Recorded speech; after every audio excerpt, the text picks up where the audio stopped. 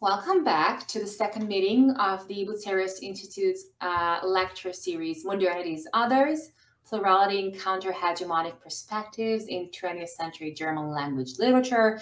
And for those joining us for the first time, my name is Ariel Pridan, and I'm the Manfred Landstein postdoctoral fellow at Bucerius Institute. And the lectures in this series are built on the premise that modernity should be defined by its inherent differentiation, meaning as constantly and dialectically generating its others and otherness. And through these lens, we aim to offer a literary exploration that examines how 20th century German language literature thinks and recenters the marginalized elements of modernity. Today, our discussion of modernity and its others will focus on Jewish modernization and modernism and their relationship to a distinct space, the easternmost region of the Austro-Hungarian Empire, Galicia. And in an era that celebrated the nation state as one of modernity's major trajectories and proposed national solutions to the Jewish question, Galicia, as a region within the supranational Austro-Hungarian Empire, offered many Jewish writers and thinkers an alternative form of modernity and modern existence. More specifically, we will turn our attention to the literary worlds of two German language Jewish writers, and I'm talking about Joseph Roth and Soma Morgenstern, both natives of Galicia, in an effort to explore what our speaker, Professor Kata Gellen, refers to as the literary idea of Galicia.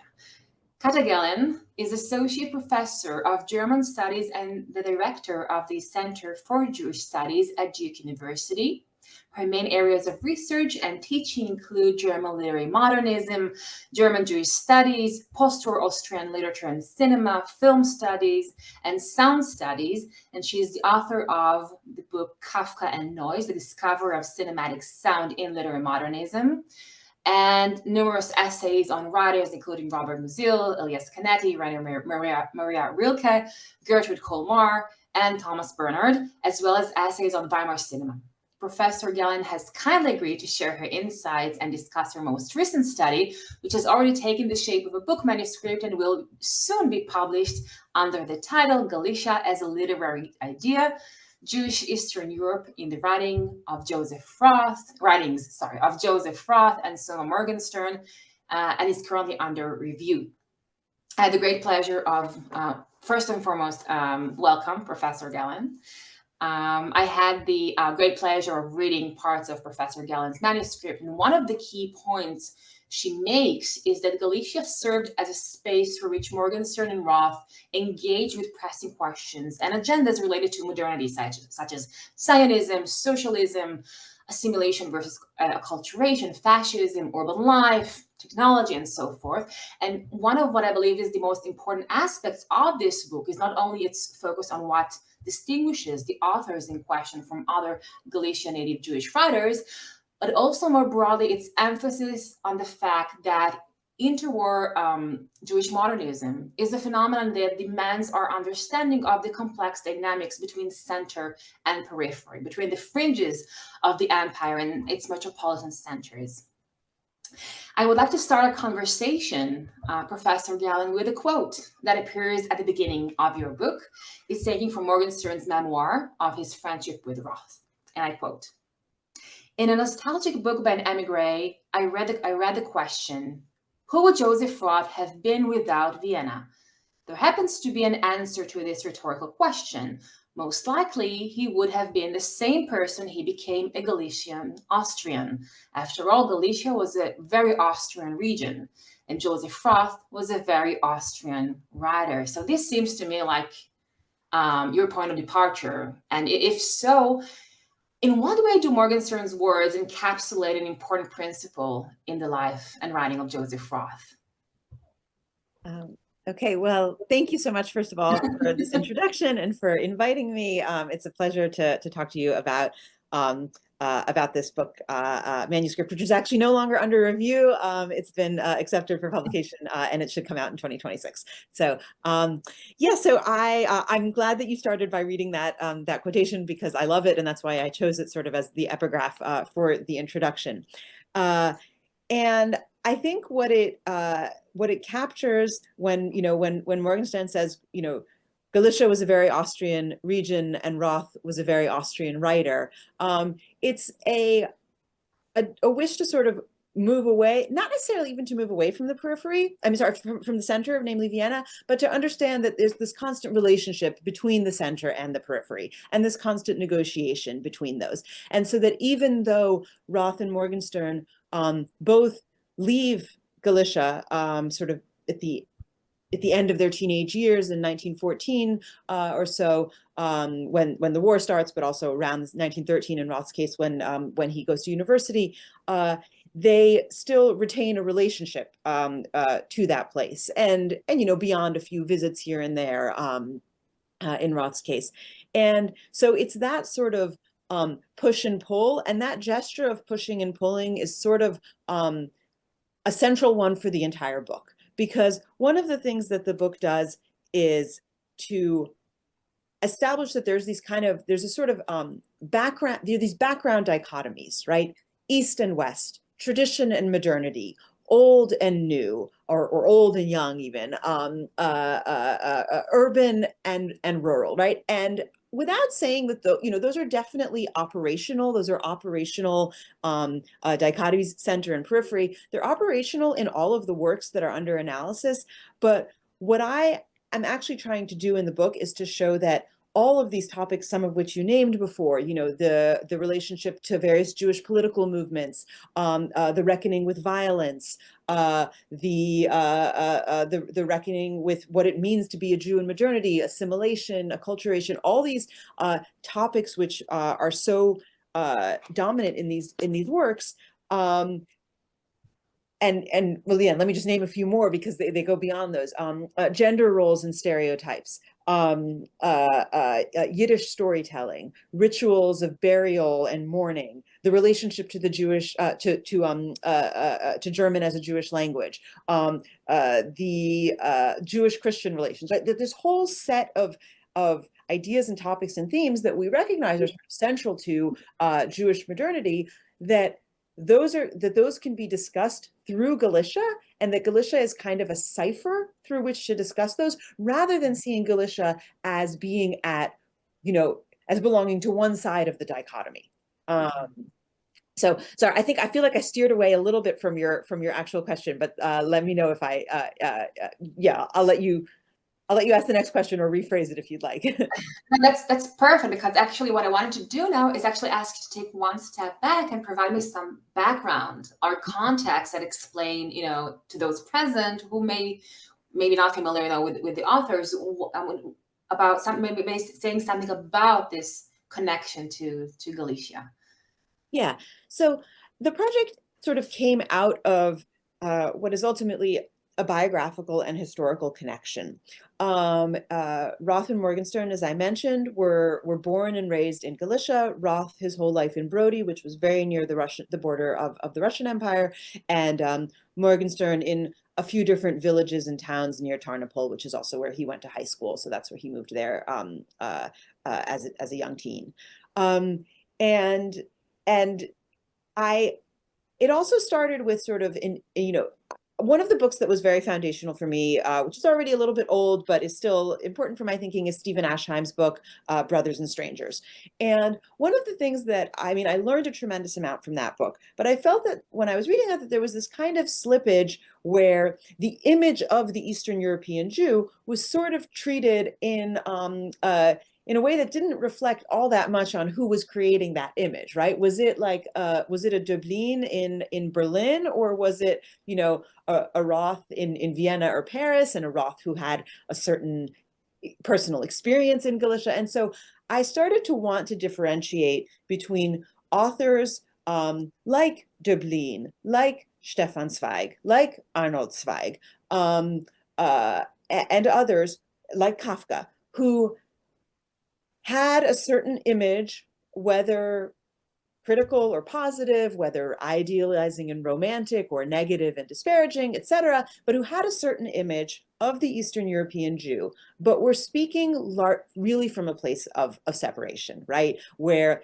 their parents or grandparents had been the ones who came from Eastern Europe, and so their connection to that world was rather tenuous. You know, something that, of course, Kafka grapples with, the tenuousness of his connection.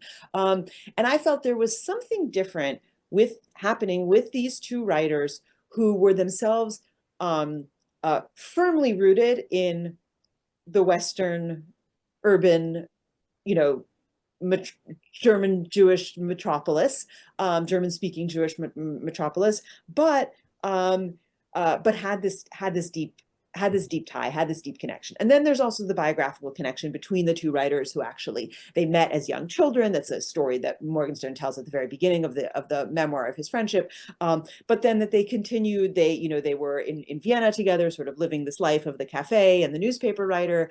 And then Roth had moved to Berlin. Roth had moved to Paris already when Hitler came to power. Morgenstern stayed in Vienna, but he moved when the Anschluss happened. So he joined Roth in Paris, and he was there with him for the last year or so of his life. And so these deep biographical connections were important to me too. And then also the fact that while Roth's, with Morgenstern, there's not that much to say about, there's just very, very little scholarship. So anything on Morgenstern is sort of like a contribution to the scholarship because very little exists. And I can go into his publication history and his life story and why that's the case. But I if people are interested, I don't have to go into that. But with Roth, there's been this way in which certain topics, and you know this well, Ariel, because you've worked on Roth, have sort of defined the Roth reception, right? And sort of his journalism is one major one. His Habsburg nostalgia is another major one. Obviously, people know Radetzky Marsh. They know that Roth, the elegist of the empire. And then Jewish Roth is this other side of Roth, but one that had not been, I felt, treated as a kind of coherent thing, right? There's like, oh, there's the ethnographic work, there's literary works like, like Job, there's works in which Jews play a, sort of minor role. They're there, but they're sort of minor characters in novels that are really about something else. And I wanted to also provide an account of Jewish Roth. And I felt that Galicia was my way into that, was my way, because I felt that was for him, his Galician background was a defining feature of his relationship to Jewishness. Mm-hmm. So I think following what you just said, I think what's very interesting is that you read Joseph Roth vis-a-vis the Jewish question, the Judenfrage. Right.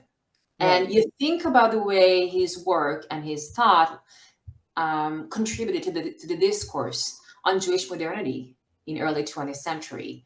So could you say a few words about it? I mean, what role did Galicia play for both Roth and Morgenstern in relation to the Jewish question? Yeah, I would say that Morgenstern explicitly and Roth implicitly reject the framing of the question. They reject the question of the Judenfrage.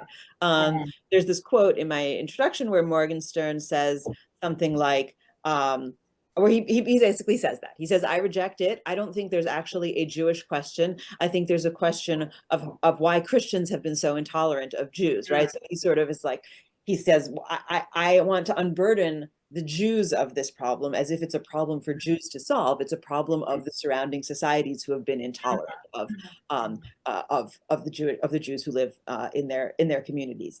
And now, that being said, and I mean, it's a clever formulation, but of course it doesn't actually eliminate, it doesn't eliminate the tension and the issues that are at the heart of the supposed Jewish question. And I would say that they don't give the same answer. They don't give the same or reaction or response to the Jewish question. And let me see how I can summarize this, because in a sense the whole book is an answer to this question. But I would say, well, let me answer it by talking about what the two central features of what I am calling the literary idea. But then I can also talk about what I mean by the literary idea. So the two central features that I have identified are ongoing struggle and emergent hope. So those are the sort of terms that I've come up with to try to explain why I think that Roth and Morgenstern are writing about Galicia and are making a, what I call a literary idea out of this place. And it goes back to this sort of the issue of these binaries, right? East and West, tradition, modernity. I think that Roth and Morgenstern see these tensions and they want to explore these tensions and they don't want to give an answer to them, right? One of the major reasons that I have come up with this idea of the literary idea is to show it's not about a political agenda. It's not about an aesthetic agenda even. And it's not about offering some sort of an answer. It's recognizing that they are in crisis. They absolutely recognize that they're in crisis, but they don't want to they also don't want to produce a new myth, right? And that's why I sort of move away in my argument from the nostalgia thesis, which has been probably the predominant thesis that people have offered from Claudio Magris forward, in a sense from Roth himself forward, right? I'm not, and the nostalgia thesis is basically that the reason that these writers write about Jewish Eastern Europe during a time of crisis and catastrophe is that they have nostalgia for a lost world. It's politically regressive, and it's escapist. And it's a beautiful vision, but it's an escape from reality.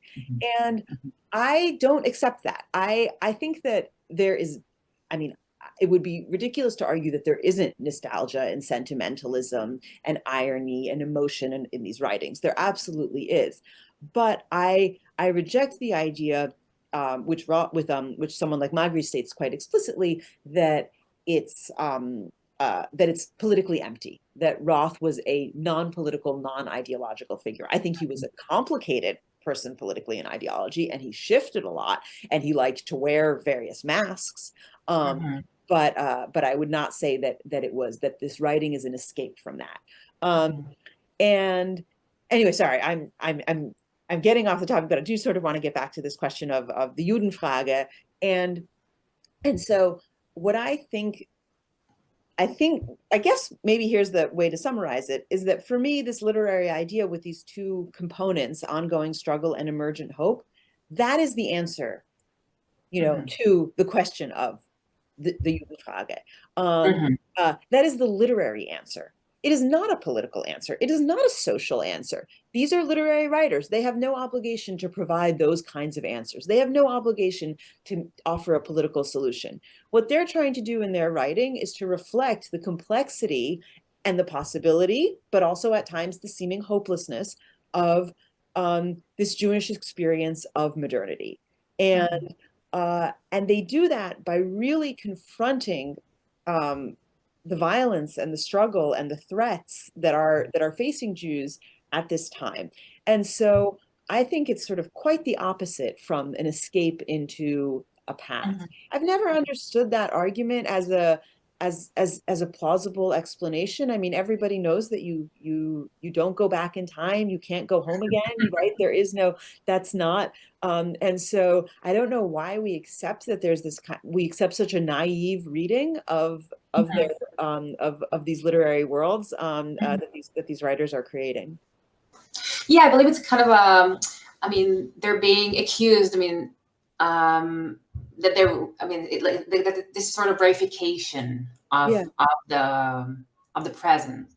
But I agree with you that Roth also has a future model in his mind of a future. Maybe it's naive because it's utopian, and maybe you can say it's a utopian model of future society, European society.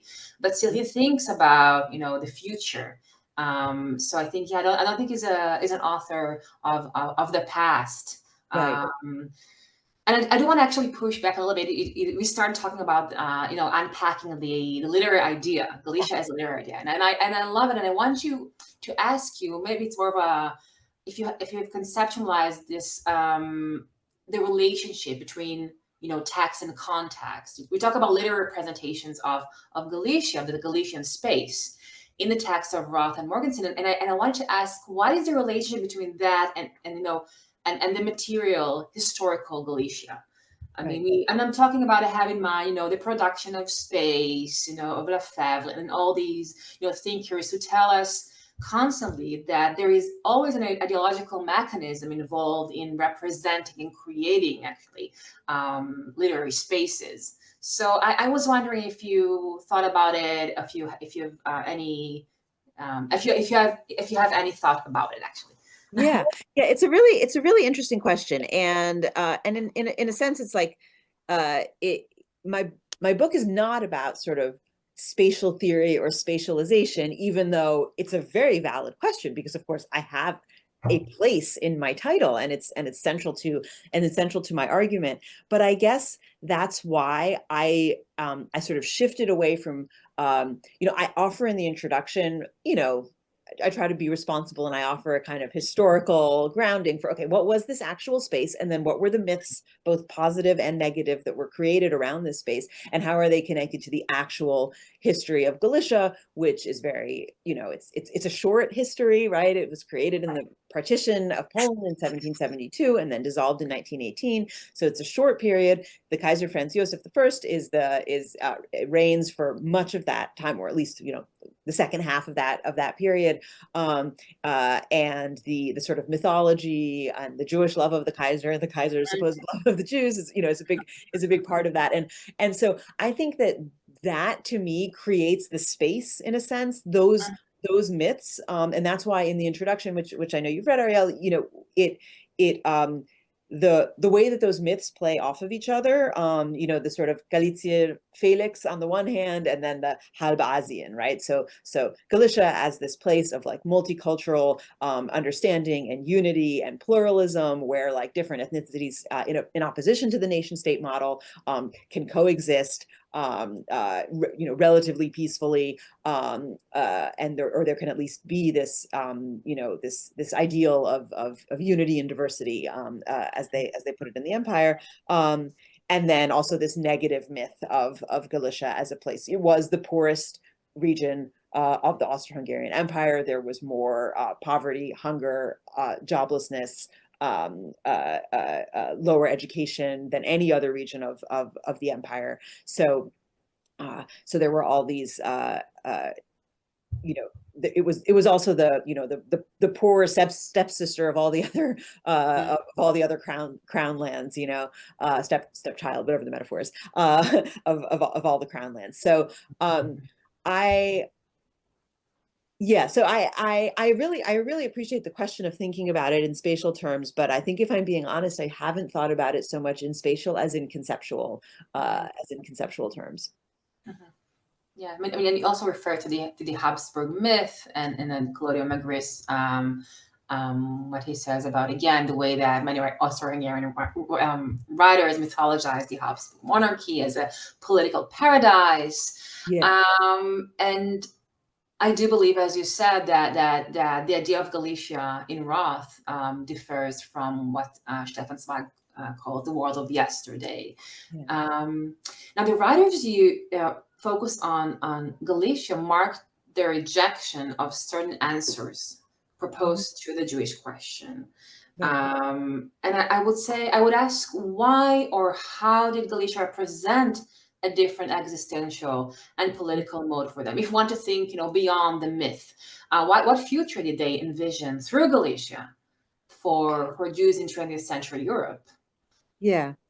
So I have thought a lot about the question of future and futurity in these writings, and I was glad to hear that you see that in Roth, because that's something that I have to convince a lot of people of, that exists in Roth. So I'll start with Morgenstern because he's the easier case. Morgenstern, he said in an interview late in his life, if it doesn't end with hope, it's not a Jewish book. He and his works definitely bear out that ideology. So Morgenstern, who I can say a little bit about because I'm sure most people don't really know him. He's not well known. His major, he has two major works, in my view. His first major work is a trilogy, 3 novels, the first of which was published in 1935 in Berlin. So, right, really one of the last books by a Jew to be published in Berlin, and then the second 2 volumes of the trilogy he was writing while he was fleeing the Nazis in Austria, and then in France and emigrating. So in the late 30s and early 40s, he was writing these, and then he lost the manuscripts, and then he reconstructed them. And I mentioned they have this complicated publication history, but for our purposes, what's important to know is that for Morgenstern, even though these works only appeared in other than with the exception of the first one, in the mid to late 40s in English for the first time, he very much conceives of them as pre-war novels, or at least as pre-Holocaust novels. Because for him, there's kind of a horizon of hope and a horizon of possibility for Jews in Eastern Europe that he admits is no longer possible once he learns about the atrocities of the Holocaust. And this is a novel, which it's like it's a Jewish Bildungsroman. You know, there's a That's interesting in itself, I have to yeah, say. yeah, yeah. And so there's a paradoxical Jewish right, building. right. There's a a Viennese young man in Vienna, 18 years old, and he has this Galician background that he has no connection to, and he is not connected to his Judaism. And then through a complicated, fortuitous meeting with his long lost uncle, he goes back to Galicia and goes back, to a place that he never knew. But in that way, he's also sort of replacing the father who had left. And so it's a kind of teshuvah that he does, like in the place of the father. And then he sort of learns to live there in Galicia, and he learns to deal with the conflict, particularly a lot of ethnic conflict between the Ukrainians and the Poles in the particular village that he's living in, and understanding the relationship of the Jews to that ethnic conflict. And the book ends with his decision to found an agricultural school in Galicia, in this town in Galicia where his uncle lives, to found an agricultural school for young Zionists who are going to go to Palestine. And so for me, this is like a kind of perfect image, because some people just say, oh, okay, well, the novel has a Zionist ending, right? And I'm like, yes and no, right? Yes, it's definitely there. That's his vision for the future. But what is he himself going to do? He's going to remain in Galicia, on the land, devoted to this life which he has now created of reconnecting as a formerly assimilated, westernized Jew to his Galician Jewish heritage. And so for him, there is most definitely a future in Galicia still, and that's the pre-war, interwar Morgenstern. And then he has a Holocaust novel, which is much more explicitly sort of messianic. He's the sort of the line, it's like the redemption has begun. That's also set in Galicia, but there is it is a sort of very gruesome novel about the Holocaust, and then it ends with it's also very biblical, and it ends with, it's called the third pillar. So it's a reference to Exodus, and that the third pillar is leading them to the Holy Land, right? So, and yet even there, in both of these works, and this is sort of one of the things that I really insist on throughout the book, is that Galicia is this idea for them, right? It's this place that they don't necessarily, in those Morgenstern novels, it's more than an idea. It is this actual real place that they inhabit, and it's a place from which other ideas and other fantasies and other ideas of futurity can be launched, right? It's kind of a launching ground for that. Now, it's a different story and somewhat less concrete in Roth, or not concrete, but more more mediated, more tenuous. In the chapter that I write on Job, which I know we might get to in this talk otherwise, but I'll just sort of say something briefly about it now. That ends in the U.S. The family is in the U.S., but there is a plan and a dream and an idea of a return to the Eastern European homeland. And in Roth, it might be that he never gives us more than that. He never gives us more than the kind of gesturing towards a return. And yet there are these sort of sparks of messianic hope in so many of Roth's works as well that suggest that there is some sort of a return that is spiritual and religious, but that is also connected to the idea of Galicia. Yes, and we're gonna talk about in a minute about Roth and redemption, and thank you for mentioning that. And I was wondering, I mean, what makes, I mean, you mentioned in the parts of your book that I had the pleasure of reading, you mentioned, for example, Shmuel Yosef Agnon, also a Galician native writer. He wrote in Hebrew. So, and I was wondering, what role does writing in the German language plays in this context? I mean, what makes Roth and Morgenstern engagement with Galicia unique or distinctive compared to other writers who were born there and wrote about, Galicia? Yeah. It's a great question, and it's something I've grappled with throughout. I sometimes I would tell myself, well, if I'm being honest, if I knew Hebrew and I knew Polish, this would have been a book about Roth and Morgenstern and Agnon and Bruno Schulz and maybe Joseph Roth, and and like, because these were the other writers who I was really drawn to. I found some other German examples. I just wasn't that drawn to their writing, but I am very much drawn to Agnon and Schulz especially. But also Roth is a great writer, and they're all writing about Galicia, and they're all Jews writing about a Galicia that doesn't exist anymore. Or I mean, in Schulz's case, obviously, seeing it disappear before his eyes up until the end of his life.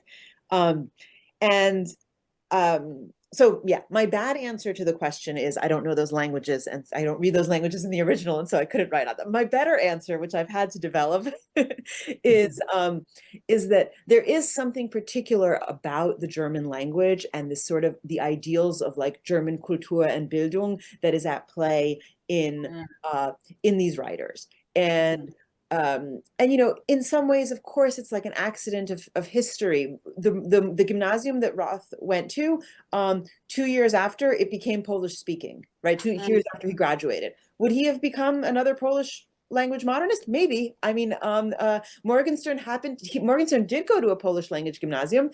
His father was just a Germanophile who insisted that his child learn German, and so he wrote in German, right? So of course these are sort of accidents of history. Morgenstern could have written in Polish. Roth, it's not clear how well he knew Polish. Morgenstern could have written in Yiddish, and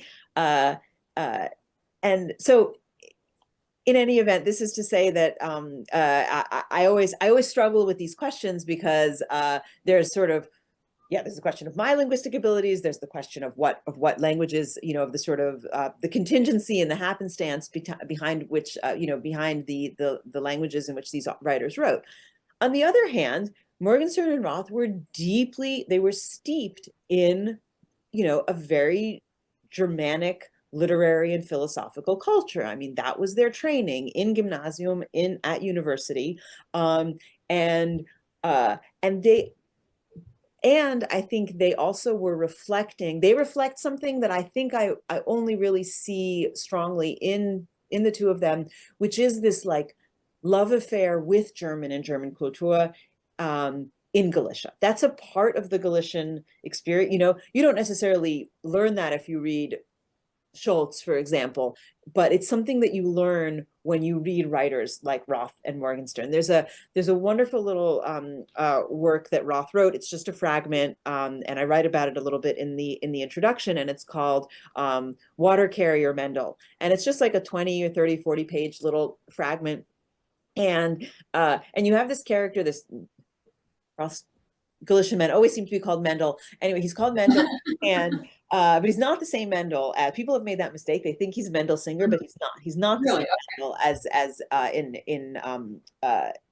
Mendel Singer is not even Galician, right? He's actually Russian. But this Mendel is Galician, and over the course of this very short little 20, 30 page fragment, he he has to leave his world in Galicia, and he's uneducated. He only speaks Yiddish, but of course the entire text is written in German. And he gets disabused of this attachment, which was entirely a facade. It wasn't, he doesn't speak German. He hasn't read these literary works, but he has, the Schiller or the Goethe edition or whatever on his shelves, because this is a part of Galician Jewish identity to have this relationship to German. And of course, it has to do with the Kaiser as well, right? It has to do with having this German-speaking Kaiser who they feel is connected to them, and who they also then sort of treat as this kind of, like, sometimes as a Jew, sometimes as a Yiddish speaker, sometimes as, just this very intimate, grandfatherly figure in their Jewish family or something. So I do think that there is a kind of relationship, a special relationship. And then you see both these writers grapple with the deterioration of that relationship, with the arrival of the Nazis, the rise of fascism, the rise of anti-Semitism, the Anschluss, and that this special relationship to the German language gets tainted. And that tainting is a big, big topic in the very last chapter of the book on Morgenstern's Holocaust novel, where he struggles, as so many German language Jewish writers did, with the relation, with writing in German after the Holocaust. Mm-hmm. Okay, that's fascinating. If you don't mind, I would like us to delve deeper into the literary reading that you offer in your book, and you argue that, as a literary idea, Galicia is translated into specific narrative structures. And your book covers a range of short stories, novels, memoirs, letters, journalistic works, most of which were written between 1930 and 1945. And could you point out to the major trends that you've identified in the text you're studying? Yeah, I'd be happy to. I wanted to find a specific spot in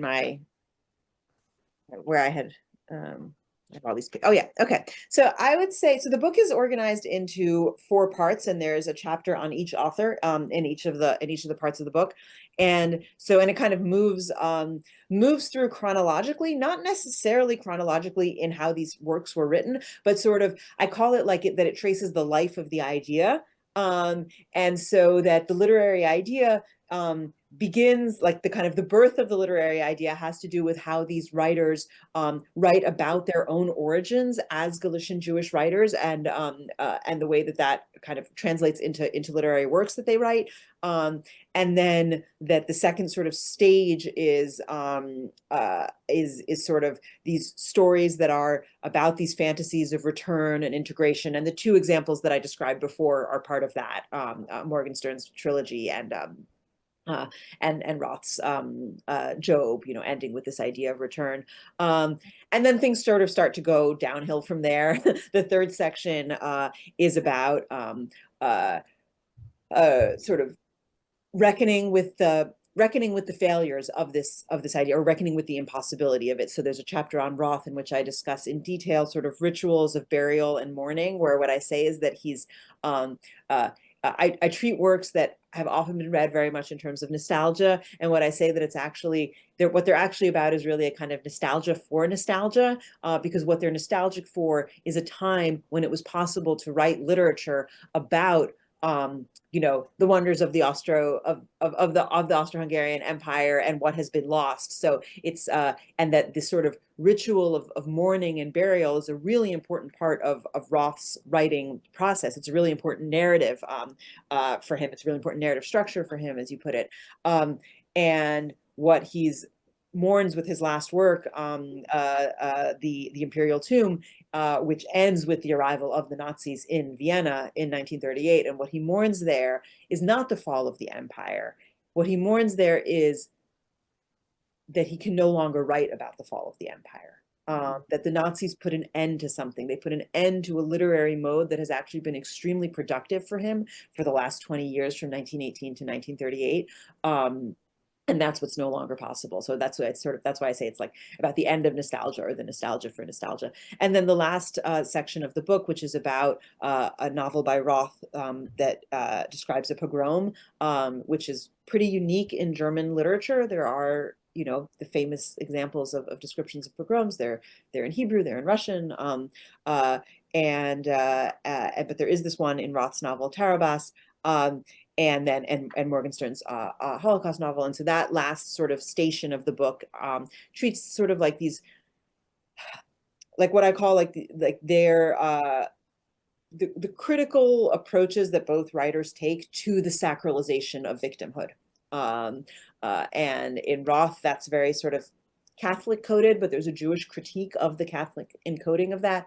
And in Morgenstern, it has this messianic, promise. Mm-hmm. Yeah, well, yeah, that actually leads me to, I mean, I was, if you don't mind, I would like us to speak about Job. Yes. Yeah. Roth novel, written in 1930. And a novel, for those who haven't had the pleasure of reading this novel, I would say that it portrays the immigration of the Singer family from a small East European shtetl to New York. And in this novel, Roth essentially contrasts two spaces: Europe versus the United States, the shtetl versus the big city. And what do you think is the relationship between these juxtaposed spaces in Roth literary world? I mean, Yeah. why does he choose to set his protagonist's point of departure in the Russian space rather than in the Austro-Hungarian, in Galicia, for example? Yeah. Yeah. So yeah, I think that, this is a novel that really makes you sort of think about dichotomies, because it gives you them, and and it would be absurd to deny that it gives you this, the older generation and the younger generation, the Russian space, and the Lower East Side in New York, traditional life with religious practice. And Mendel is basically like a Torah teacher for children, and and then versus like the American space with cars and movie theaters and department stores and different types of jobs. And so the novel is definitely sort of asking you to read it dichotomously, but my argument is that it actually also kind of complicates this dichotomy, and that it's not a simple like, well, Mendel's life and the Singer's life was difficult in Russia, but there were all these things that that kept him that made life possible, and they had to do with community, and they had to do with faith, and they had to do with tradition, and family, and then it all falls apart in New York, and it goes to hell in a handbasket, and everything is terrible. Well, I'll wait. I won't get to the ending yet. So that's often the way the work has been seen. But you asked a question that I want to get back to, that's very important for my argument, which is, right, the book is about Galicia. It's in the title of the book, and I make a big deal out of it. But then here I am interpreting a work where the first half of the book is not actually set in Galicia. It's set in the Pale of Settlement, right? And there's many arguments that I make for why it's still relevant to think about the Galician context, and many of them are biographical and historical. And I also make a couple of other arguments about why we should still be thinking about Galicia, even though Roth is talking about even though he's sort of more explicitly talking about Russia. And and you have and the word Russia is never actually mentioned. That word Russia, Russisch or Russland, I don't think it's anywhere in the work, but there are references to currency, there's references to the Tsar, there's references to Cossacks. Like it's very clearly set in Russia. And one argument that I make is narratively motivated. It's that Roth needs to give this family a very dramatic reason to leave, and it's the fact that the daughter Miriam is sleeping with a Cossack that is the reason for that the family leaves, and so that's and that was a kind of threat that he could sort of paint in a very vivid way with this like sort of larger than life figure of like the dangerous, wild Cossack who's like coming to take the Jewish women and defile them and so on. And so I think that's one reason. But I think it also goes back to, I think you can also see it in terms of like Roth's own sort of his own love of Galicia and his own sort of attachment to the empire, that he himself was beholden to a narrative, and someone like Ansky in his Journey Through Galicia writes about this. He himself was beholden to a narrative in which the Galician Jews had it good because they enjoyed the protection of their Kaiser, and they enjoyed property rights and other types of rights, and their poor Jewish brothers and sisters in Russia lived this terrible life of fear under the belligerent Tsar. And I think that the novel is reflecting that own sort of experience and ideology and narrative that Roth is himself committed to. And so that's why he kind of needs to make them escape like sort of big bad Russia in order to kind of give the novel its dramatic narrative impetus. But the last reason that I discuss, and this sort of gets to the very heart of my argument about this novel, the key word for me in my analysis of this novel is mediation. And what I say is that the reason that Roth is able in this novel, more than any other work that he wrote, to offer a hopeful vision of Galicia is that he mediates it through all these different, in all these different ways. And one of the forms of mediation is this geographic mediation. Galicia is always displaced. It's displaced into Russia. It's displaced later in the novel when it's just this thing, it's just this place where things happen. So, you know, one of the main things that happens in this novel is that they leave the son, the youngest disabled son behind, but then he sort of miraculously recovers. But he recovers in a place and in a way that we as the readers and Mendel as the protagonist are totally distant from, right? So like these good things happen, but they happen in a faraway place that even, you know, that nobody can access, that the protagonist can't access, that we, the readers, can't access, but we know that something good is happening over there because people can recover from terrible illnesses and people can survive despite horrific wars. And non-Jewish doctors, by the way. Right, right, right. So yeah, I think that, so anyway, so it's I make this argument that Galicia, that Roth gets the closest to a truly sort of hopeful and even redemptive idea of Galicia when he is able to sort of filter it through all these mediating effects. And the other major mediating effect that I discuss in the chapter is technology. And I can go into that, but I'll let you lead the questions. Well, we can definitely talk about it. We don't have a lot of time left, unfortunately, but I do want to ask you about the ending of Yeah. Joe. I mean, you know, several scholars have criticized this ending. You know, Mandel Singer, as you said, he miraculously reunites with his lost son, and you know what seems to me to be a little bit of an unrealistic, even artificial, ending conclusion. But you argued that this ending actually serves a distinct function in Roth's writing and his reflections on Jewish life in the modern world, and maybe here we can talk about the technology and how it operates in the novel. Yeah, those two things connect very well. So I'll just say a couple words about the way technology works in the novel. So Roth has basically been understood as a techno-pessimist. And there's a lot of truth to this. And I write about that techno-pessimism in a different chapter. It's not that I want to completely revise our view of Roth. He was extremely critical, especially of Hollywood, but a lot of modern technologies. And he felt that they were sort of part of the ills of modernization. And part of consumerism, capitalism, superficiality, fakeness, fraudulence, etc. And you know, and there is definitely that conservative strand of Roth where he wants to criticize these aspects of modernity. But what I uncovered in this book is that the kind of miraculous transformation of Menuchim, the son, is deeply, intimately tied to two technological encounters, one with a phonograph recording and one with a photograph. And that, you know, when Mendel hits rock bottom in New York City, he feels alienated from his family, from his surroundings, from his Jewish tradition. He's renounced God. He's, you know, he's really at the low point of his life. It's these two technologically mediated encounters one with a song reproduced on a phonograph record, and the other with a photograph that he sees.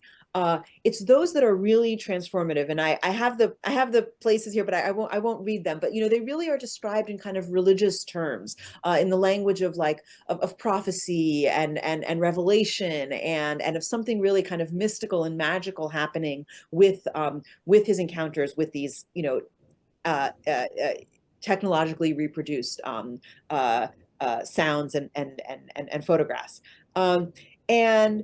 And so for me, this forces us to kind of think, like, to give a more complicated picture and have a more complicated understanding of what Roth's relationship to technology was. And I don't even know if he, I'm not a mind reader. I don't know if Roth meant to do this, but it's there. It's there in his literary works. Whether he liked it or not, it's these technological encounters that are really transformative for his character. And then this brings me to the end. But yes, as you said, Ariel, this is very unsatisfying for a lot of people, right? Because you have this feeling when you're reading the novel that he just decides, okay, well, the novel needs to end and I want it to have a happy ending. So I'm going to have Menuhin come back and he's going to be healthy and he's going to be successful. And we're all going to dream of a vision of returning to Europe. And, the dead mother can't be brought back, but maybe the sister will be cured of her mental illness. And maybe the brother has survived the war, and et cetera, right? And there is, I get it, right? And it definitely, has this Deus ex machina feel to it. But I think that it's when you sort of take my reading of technology and the way that technology allows Mendel Singer to not only, sort of experience this personal recovery and sort of pulling himself out of these depths, and he returns to religion, right? He specifically returns to his faith through these technological encounters, and then he also returns to like nursing some hope for the future. And the very last page, the last sentences of the story, he's going to sleep that night. And, he's happy for the first time in so many years. He's been reunited with his son, and his son gives him another photograph that like nobody has written about. And it's his own, it's Menuchim's own family who are back in Eastern Europe. And I'll just read a little quote. These are the last lines of the novel. When he looked at the girl, this is the girl in the photograph. When he looked at the girl closely, Menuchim's daughter, he thought he saw a childhood picture of Deborah. Deborah was his own wife who's died. Deborah was dead. Perhaps with strange otherworldly eyes, she saw the miracle from the other side. As his eyes slowly closed, they took with them into sleep the whole blue cheerfulness of the sky and the faces of the new children. Beside them arose the portraits of Miriam and Jonas, two of his children, out of the background. Mendel fell asleep, and he rested from the weight of his happiness and the greatness of the miracles. Right? So the novel ends with this word miracles. It's sort of returning us to the language of religion. But where is that located? It's located in this photograph. And what is this photograph, right? It's a photograph of Menuchim's children. Why does he see his own children, Miriam and Jonas, in that photograph? It's unclear. He might be hallucinating. He might be imagining. He might have already entered the realm of sleep. But it might also be this accident of photography where there is truly a picture in Menuchim's house of his of his brothers and sisters, of Miriam and Jonas, and they sort of, are just a sort of this is just sort of an indexical accident, right? An accident of indexicality that the brother and sister appear there in the background. And so what I want to, and to me, this is a sign that there is this kind of continued engagement with technology as a mediating force that allows Mendel and in turn Roth to have this relationship to Galicia, and to have a relationship to Galicia that's hopeful and that's future oriented. Well, that is so interesting, and I would like. I mean, we have so many. I have so many more questions and points that I think we can explore for hours in relation to a fascinating study. But since time is limited, We will now open the floor for discussion and give our participants the opportunity to ask questions. So if you have a question, please use the raise hand option, or just say, I have a question. If you can open your cameras, I would be delighted. Not mandatory, but still.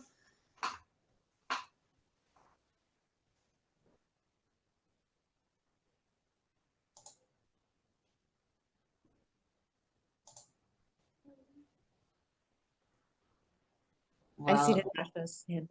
oh, yes, please. You can ask the question if you can unmute yourself. And yeah, could you please also put me like to return the video back would be nice. oh, I'm sorry. Is this maybe Amir can help me with that? I mean, okay. I mean, I don't mind. I just think it's oh, you nice don't have the option also. of. Oh, okay. I'm so sorry. Okay. Amir, if you hear me, can you? No, now I think it works. Okay. Oh, now Yeah. it works. Yes. Thank you. Hi. So, okay, I also can lower my hand. Okay, Kata, thank you so much. I mean, I can't wait to read your book, and congratulations for being it, you know, for just receiving the great news.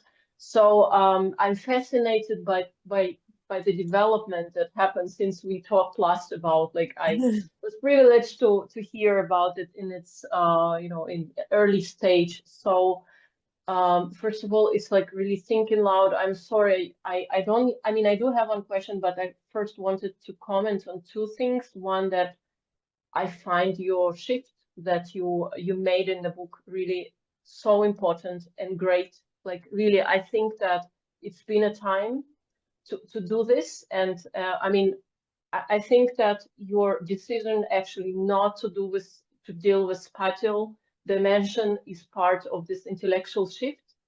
And I think also, if I may comment also on that, that I think that Galicia suffered very much from Orientalist view, and you basically rewrote the narrative of dealing with Galicia, putting it really in this space, and you know, deconstructing the dichotomy.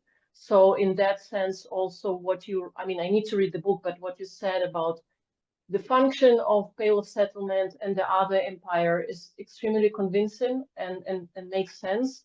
So, I mean, this is just a very exciting book. I wanted to ask a small question for now, and that's about German, the German language of both of them. You mention it also, and of course, your argument about the end of nostalgia. By the way, just to support your thesis, I think that Bachmann's fascination with Roth and evocation of him is very much connected to the sense of, you know, of loss of possibility of being nostalgic. So it's not an accident. And I, of course, think specifically about Drei Wege zum See in this context. So my question is about this, the different German of the two of them, and thanks to you, I actually read back then Morgenstern, and since also Soma Morgenstern lived longer, and you are writing about Holocaust novel, and you said that he was grappled with this possibility. Could you say something more about it? Like, if you also, whether you see that there's a dynamic of change in the perception of language at all in his case, or yeah, so. And thanks again for this. So thank you, Natasha, for all those kind words. So I'll answer your question briefly. But luckily for you, you can read an essay that I have written that I can't read because it was published in Hebrew. That's on Morgenstern's Holocaust novel. I'll send you the link. It's in Tabor. Okay. Aya Eliada edited this issue of that, okay. And it's a slightly earlier, it's an earlier version of the final chapter of my book. Great. And so what I argue in the final chapter, and which is about this Holocaust novel, is that so Morgenstern, he you know, he, like many other writers, had this. Well, let me take one step back.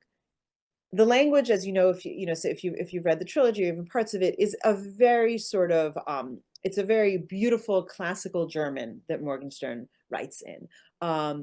It is a little bit more inflected with Yiddish than Roth, I would say. I would say that Roth is someone who completely writes over Yiddish, right?